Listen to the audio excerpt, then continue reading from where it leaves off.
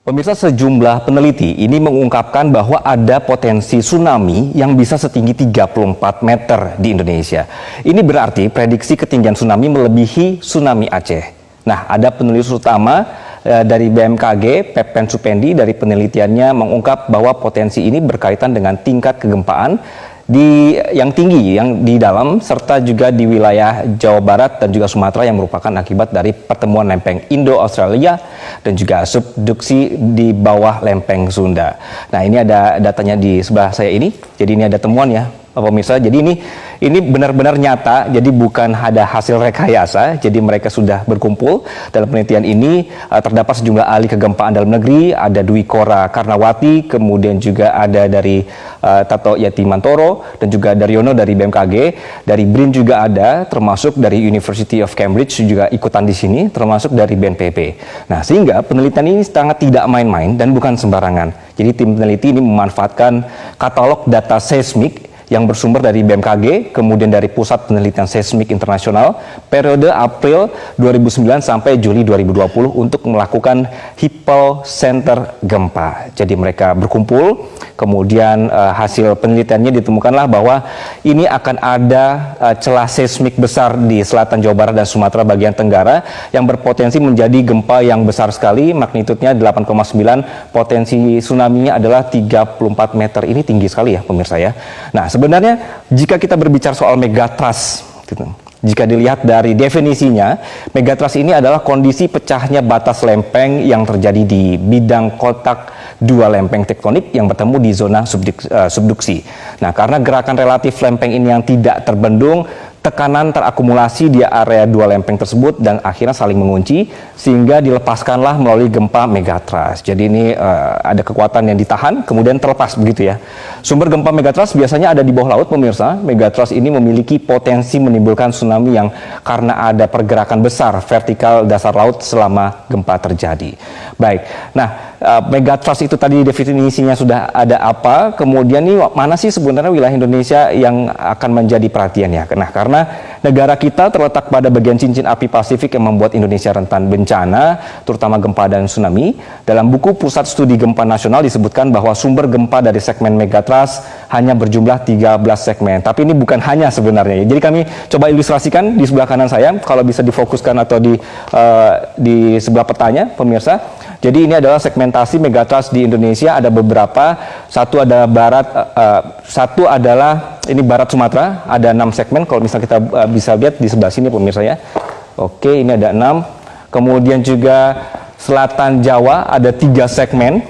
Selatan Bali hingga Sumba ada 1 segmen. Utara Sulawesi ada 1 segmen. Lalu Maluku ada 1 segmen dan utara Papua ada 1 segmen. Ini adalah yang sudah dipetakan. Nah, kemudian yang berwarna oranye yang Anda saksikan ini adalah ilustrasi misalnya keberadaan subduksi lempeng Indo-Australia yang menujam ke bawah lempeng Eurasia. Ini merupakan generator kuat sekali untuk terjadi gempa. Jadi wajar jika selatan Jawa ini menjadi kawasan rawan gempa dan juga tsunami. Dari data BMKG ini menyebutkan bahwa gempa di atas 7,0 di Jawa ini terjadi sekitar 19 kali. Kalau dihitung dari tahun 1840 sampai 2006. Dan kalau tsunami-nya sendiri ini ada 5 kali sudah pernah terjadi. Begitu. Nah, ini menurut Kepala Mitigasi Gempa Bumi dan Tsunami BMKG, Daryono, berdasarkan frekuensi kejadian gempa yang merusak, sesar aktif sebenarnya lebih sering terjadi dan menimbulkan kerusakan serta korban jiwa dibandingkan dengan megatrust. Namun megatrust sebenarnya relatif jarang terjadi, hanya saja sumber gempa megatrust ini mampu membangkitkan gempa dahsyat dengan magnitudo 8 hingga 9. Jadi meskipun jarang, ternyata dampaknya besar sekali.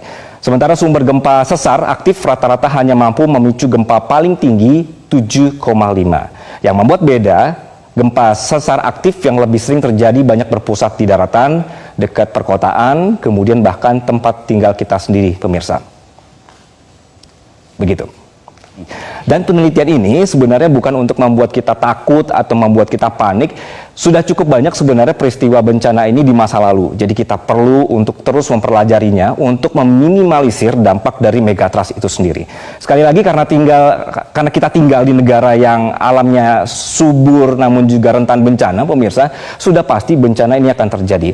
Tinggal kita yang harus beradaptasi. Jadi oleh karena itu orang-orang yang meneliti peristiwa ini juga orang-orang yang sangat paham di bidangnya, sehingga kajian-kajian seperti ini diperlukan untuk memberikan rekomendasi ke kita, ke pemerintah soal apa yang harus kita lakukan ke depannya, begitu.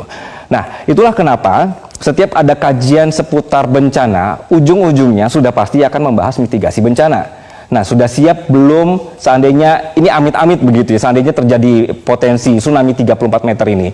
Nah, gunanya penelitian ini juga membuat kita punya rencana penanganan bencana. Namun apakah dari pemerintah juga siap, kemudian juga bagaimana dengan pemerintah di daerah, apakah sudah satu frekuensi soal penanganan bencana. Inilah yang kemudian disampaikan pakar tsunami BRIN, Ujo Kongko, yang menyatakan bahwa ini ada pernyataannya ya, kita perlu review kembali dokumen rencana kontingensi dan juga rencana operasi, peta-peta jalur evakuasi, kemudian juga sistem peringatan dininya untuk mitigasi tsunami, terutama di daerah-daerah pesisir Jawa dan Sumatera. Nah, jika kondisinya saat ini sudah ada permukiman manusia di daerah pesisir, bagaimana kemudian kita mengatur tata ruang dan pergerakan saat tanda-tanda tsunami muncul? Inilah butuh fokus pemikiran juga untuk kita menjadi sigap terhadap bencana, begitu. Dan yang terpenting pemirsa, ini juga harus kita semua sebenarnya harus mau meluangkan waktu untuk tahu langkah-langkah kalau misalnya terjadi dalam atau terjebak dalam kondisi darurat itu seperti apa. Kita tetap berdoa bahwa tidak ada peristiwa mengerikan yang akan terjadi, sekaligus tidak lupa berusaha untuk bisa beradaptasi memahami alam.